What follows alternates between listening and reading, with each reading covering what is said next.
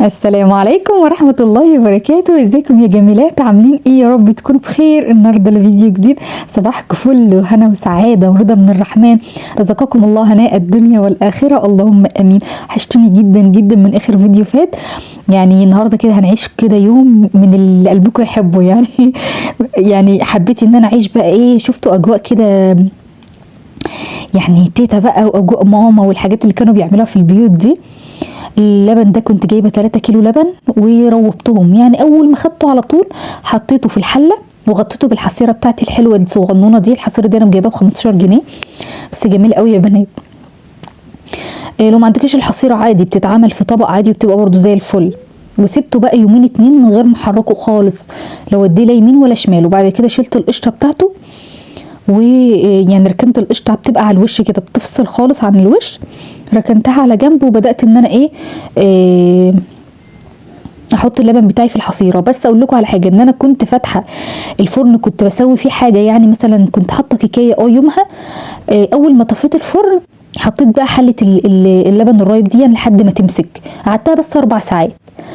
وبعد كده بقى اهو حطيتها في الحصيره ورشيت عليها شويه ملح، وبدات ان انا اربطها كده بكيس من اليمادي وكيس من اليمادي واعلقها لمده يعني ده كان بالليل. اول ما بدات معاكم الفيديو ده كان بالليل، قلت عشان اصحى الصبح افطر بيها. مع ان بقى كنت انا اصلا ناويه الصيام، لان كان اليوم ده كان اول رجب، فانا كنت صايمه.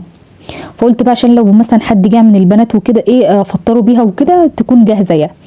حطيت بقى الصينيه تحتها والحله تحتها، وطبعا الشرش ده مش هرميه خالص، سبتها بقى تصفي زي ما هي فيها كده. بصوا شكلها من جوه عامل ازاي. ممكن ما تحطوش ملح خالص، بس انا حطيت سنه كده لان احنا بنحبها مالحه شويه مش بنحبها عذبه. ممكن تلقي خطوه الملح دي وتحدقيها وقت ما تكوني هتاكليها. اهو انا عملتها كده. ممكن اصلا يعني كنت اطخن كمان الخرطه، بس انا حبيت انها تكون صغيره كده على قد ما احنا ناكل. الشرش ده طبعا ما بيترميش، بيتعجن بيه، وطبعا وبيتغلى مثلا يوم ما بغليه. هقول لكم اعمل بيه دلوقتي. بس بصوا بقى القشطه اللي طلعت من 3 كيلو لبن كانت 200 جرام، لا 400 جرام قشطه. طلعت لي 400 جرام قشطه، هتطلع لي 200 جرام او 250 جرام من الزبده.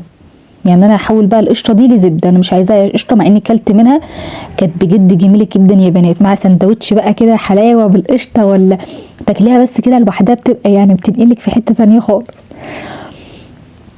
ربيتها بقى بايدي كده، يعني لانها حته صغيره مش مستاهله بقى ان انا احطها في اي حاجه، ولا عاوز حاجه تاخد اصلا نص الكميه بتاعتها. لا انا عملتها في نفس الطبق اللي انا شلت منه. يعني 3 كيلو لبن طلعوني 400 جرام قشطه، وال 400 جرام قشطه دول هيطلعوا لي 250 جرام من الزبده. اهو تنيت نضربها كده لحد ما تبدا تخرز معاكي. وبقى اول ما تبدا تخرز خلاص هي كده اتقلبت زبده. بس كنت بريح ايدي طبعا لان الموضوع مرهق قوي بصراحه يا بنات والله. يعني بيبقى الحاجه في البيت حلوه، وفي ناس تقول لي احنا بنشتري الحاجه غاليه من بره، لان فعلا عمايلها مرهقه.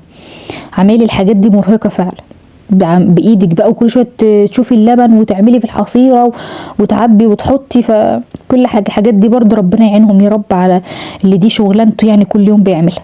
اهي بصوا فصلت خالص، اهي الميه طلعت شرش اللبن اهو. ببدا بقى اكورها كده. عايزه اقول لكم يعني ان دايما انا عملت الخطوه دي ان انا كنت عايزه جبنه قريش، وانا بحب اعمل الجبنه القريش بايدي، ما بحبش اكلها من بره خالص، لان جربت اكلها من بره لقيتها عارفين كاوتش كده، فانا ما حبيتش الموضوع خالص وكانت طعمها مش حلوه خالص. فقلت لا انا نفسي اكلها بقى هعملها انا. لكن انا دايما بعمل الزبده في البيت من وش اللبن، اغلي اللبن ونشربه ونعمل الزبده وخلاص. ببدا بقى بالسباتيولا كده لما تحبي ان انت تلمي الزبده بتاعتك، خساره طبعا ان ده يترمي.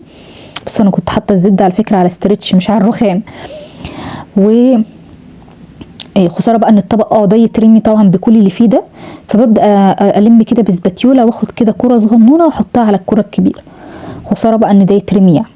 طبعا بقى شويه الشرش دول برده ما يترموش، يتعجنوا بقى شويه بيهم شويه بتاوي اللي احنا هنعمله دلوقتي مع بعض، شويه عيش، شويه قرص. اهو بصوا عملت لي 220 جرام 220 جرام من الزبده. طبعا بقى خدت الكره دي وحطيتها في التلاجة. انا طبعا مش هسيح، مش هعمل حله كامله عشان اسيح يعني مش هسيحها لا هحطها بقى كده، بحطها في الفريزر. وببدا ان انا ما بيتجمع عندي بقى زبده كتير اسيحهم مع بعض.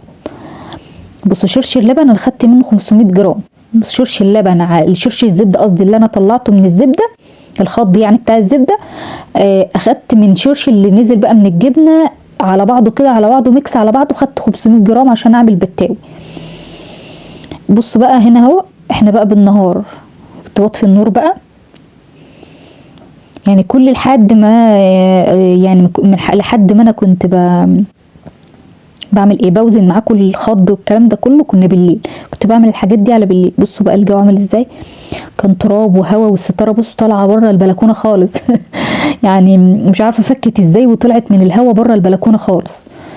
بصوا الستاره دي اللي هي بتمنع الاضاءه، طبعا بتحش التراب مش بنسبه 100% بس بنسبه يعني 70% مثلا بتحش للتراب. انا عاملاها بصوا كده بمسكات كده، بصوا بتربطيها يعني، بصوا بربطها كده زي فيونكه كده، ومن تحت بقى عامل لي علقات من تحت عشان اربطها في الحيطه نفسها عشان الهواء ما يطيرهاش. لكن شكلي ان انا كنت ناسيه في اليوم ده وانا بنشر ان انا ايه اربطها من تحت اهي. بصوا في زي حديد كده هعملها لي من تحت عشان اربطها فيه. المهم انها فعلا بتمنع فعلا التراب بنسبه 50% 60%. ففي اليوم ده كان فعلا هوا جامد جدا لدرجه ان هو طير الستاره بره.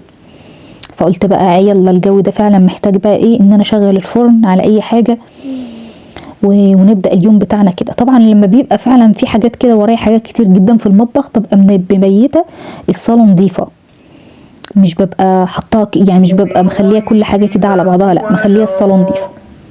أم لم ينبأ بما في صحف موسى وإبراهيم.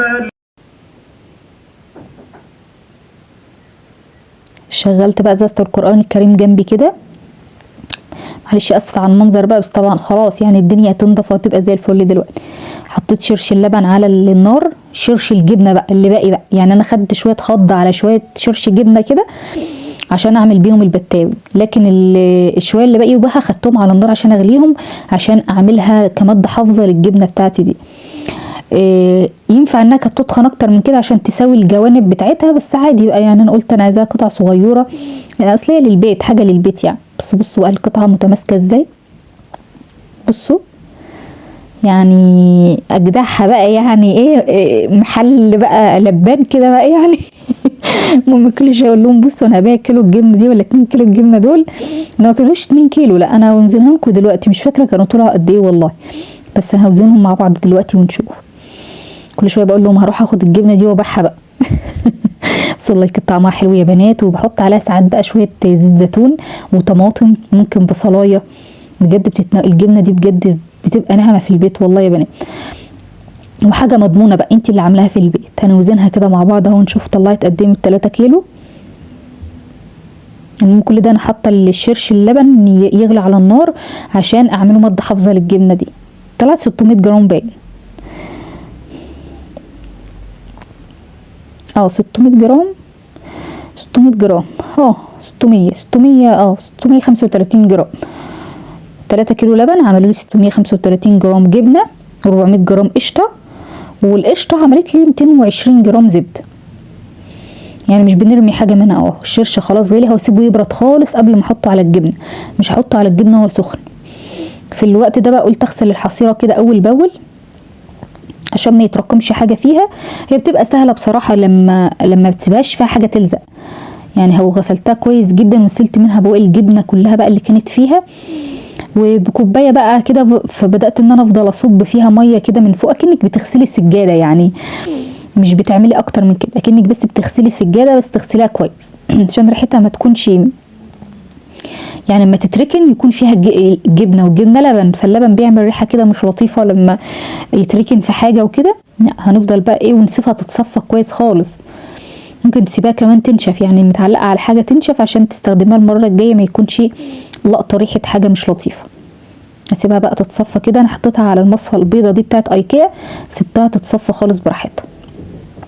هنا بقى مسحت مسحت الرخامه بتاعتي كويس عشان ابدا اعمل بقى البتاوي كده على نظافه. في اليوم ده كان اول يوم رجب، يعني وانا صايمه بقى. يعني اليوم ده انا طلعت فيه على المغرب بالظبط واحنا بنفطر، يعني كنت فعلا مرهقه جدا من الوقفه بقى والصيام وكده، فالحمد لله رب العالمين. هنا كنت بوزن ده كيلو دقيق. هعمل كيلو دقيق، مش هعمل اكتر من كده. يعني ليه انا عملت بقى قلت انا هعمل النهارده كفته وناكل جنبها بتاوي كده صابح وشويه سلطه، والحمد لله على كده. مع الاسعار اللي الواحد بيسمعها دي، ربنا يرحمنا برحمته والله يا بنات. يعني ربنا يرخيها علينا كلنا ورزقنا جميعا من حيث لا نحتسب يا رب، اللهم امين.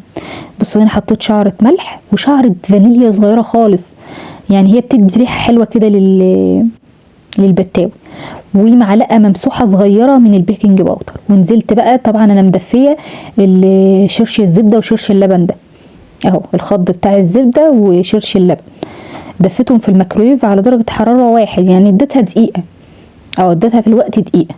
ليه دفيته؟ عشان احنا في الشتاء، عشان ما يكونش العجينة كلها ساقعة كده تحسها انها ما بتاخدش وتدي معاكي. اهو دفيت الخض اهو، ونزلت عليه 500 جرام خض على كيلو دقيق، وكله طبعا على حسب بقى طبعا العجينة محتاجة معاكي ايه. عشان المها كويس سيحت نص كوباية زبدة، نص الفنجان ده زبدة عشان الم بالعجين.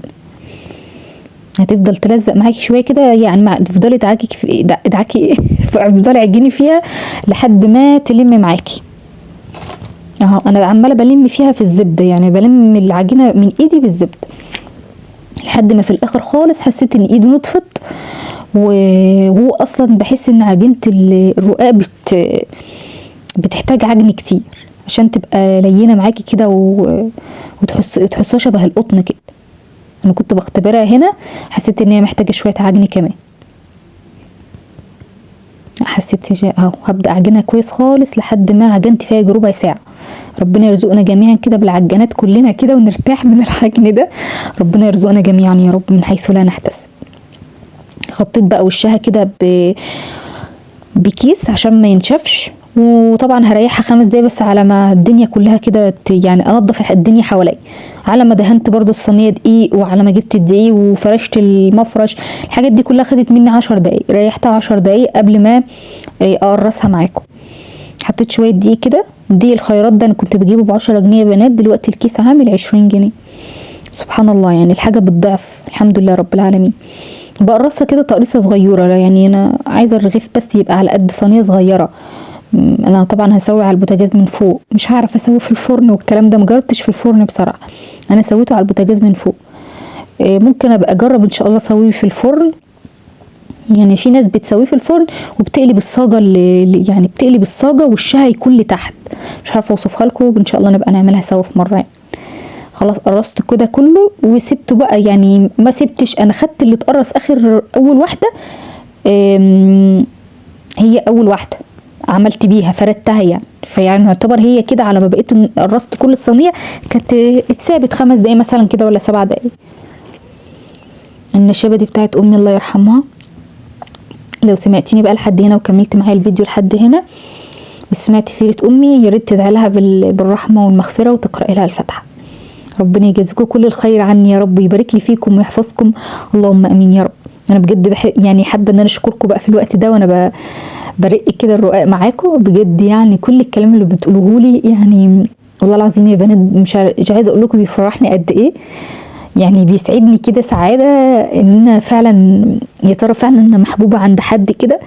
ربنا يخليكم ليا ويجازيكم كل الخير عني، يبارك لي فيكم ويرزقكم اضعاف ما بتتمنوا، اللهم امين. بصوا كنت كل شويه اعمل 4 ب4 واروح اسوي وهكذا بقى، عشان طبعا وحتى هو على النار كنت بفرد، يعني بفرد العجين. النار هنا متوسطه لهاديه، يعني شبه الشمعه كده بس اعلى سنه. اول واحده دي طبعا متبقاش مظبوطه، بتبقى اول تجربه وكده،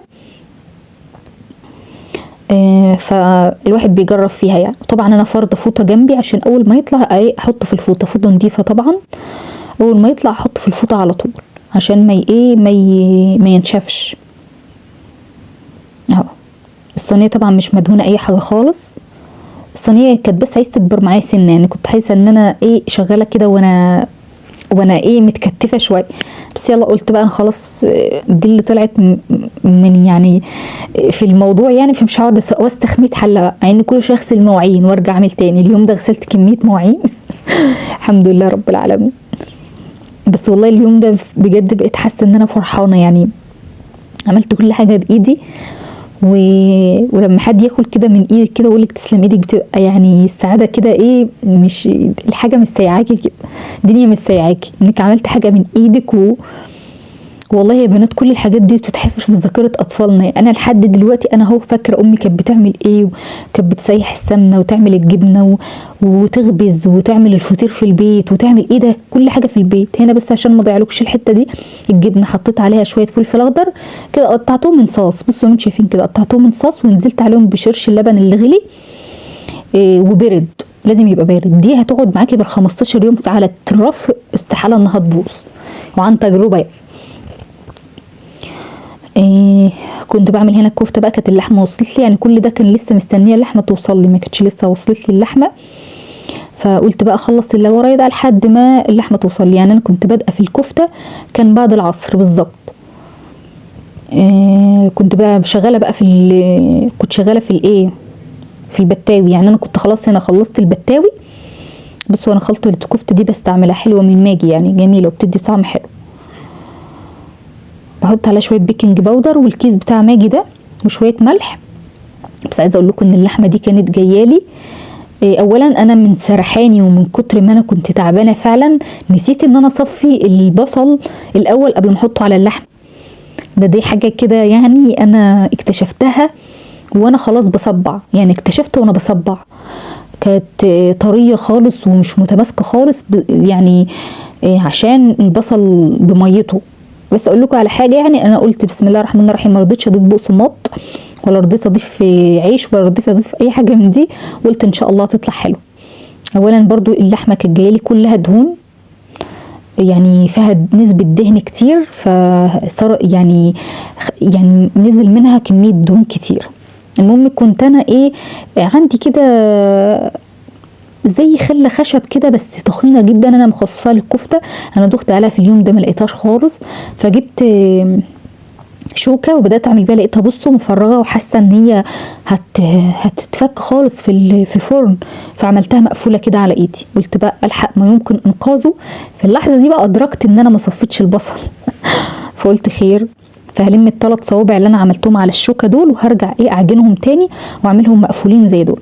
طلعت حلوه وجميله والله زي الفل يومها، وما حصلش اي حاجه وربنا يبارك. يعني الواحد في نيته كده لما يبقى واقف كده الاذكار والنيه ان تفطري صائم، ونيتك ان انت تعبانه واقفه طبعا هتعملي الفطار عشان اللي هيفطر، فربنا اكيد هيجازيكي خير ويقف معاكي يعني في اي حاجه بتحصل.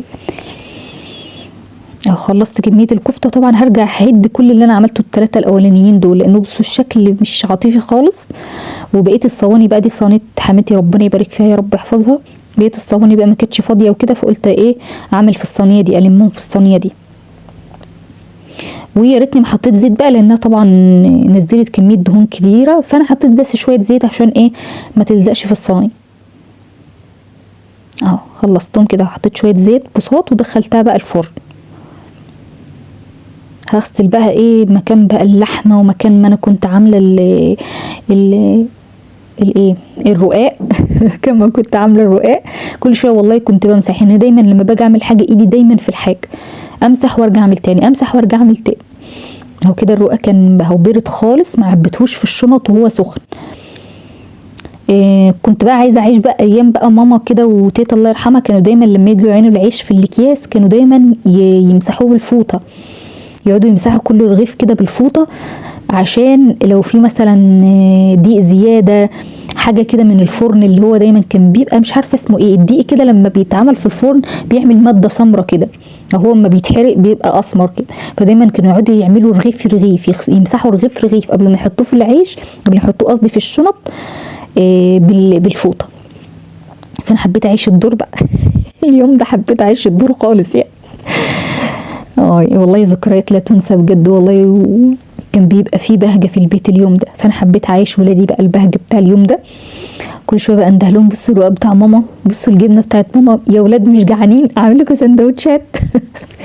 الحمد لله رب العالمين. ادي البتاوي بصوا طري ازاي، الحمد لله. الكيلو ده اصلا خلص، يعني احنا اتغدينا فطرنا منه وتاني يوم مثلا فطرنا منه، الحمد لله على كده يعني.